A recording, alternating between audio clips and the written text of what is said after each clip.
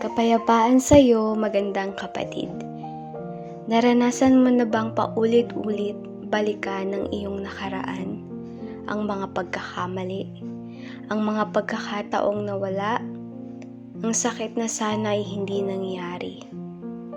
Minsan hindi lang natin naaalala ang nakaraan, doon tayo nananatili.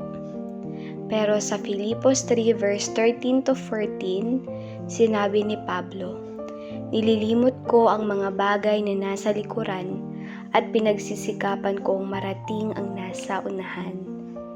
Hindi niya itinanggi ang nakaraan. Pinili lang niyang huwag doon mamuhay.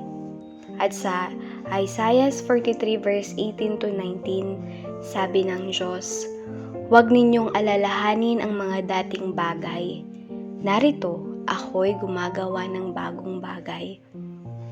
Kapag palagi tayong nakatingin sa kahapon, baka hindi natin makita ang ginagawa ng Diyos ngayon. Maaaring may pagsisisi ka, maaaring may kahihiyan, maaaring may sugat na hindi pa tuluyang naghihilom. Pero pakinggan mo ito, ang nakaraan mo ay hindi ang pagkakakilanlan mo. Hindi iyon ang magtatakda ng iyong kinabukasan. Kay Kristo, ikaw ay bago. Sa Panaghoy 3 verse 22 to 23, sinasabi, "Bawat umaga ay bago ang kanyang habag." Ibig sabihin, may bagong biyaya ngayon. May bagong lakas, may bagong pag-asa. At sa Awit 118 verse 24, "Ito ang araw na ginawa ng Panginoon. Tayo'y magsaya at magalak dito."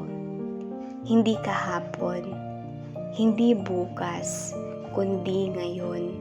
Sa halip na balikan ang hindi mo na mababago, tanggapin mo ang biyayang ibinibigay ng Diyos sa sandaling ito.